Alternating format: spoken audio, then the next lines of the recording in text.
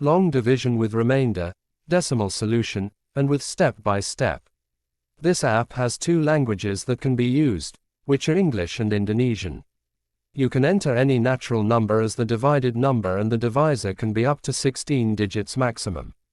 Unlike other apps, you can enter a divisor that is larger than the divided number.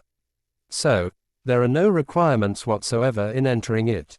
3 functions in one application, which is to find the division result with its division remainder, find its decimal solution, and learn step by step how to do long division.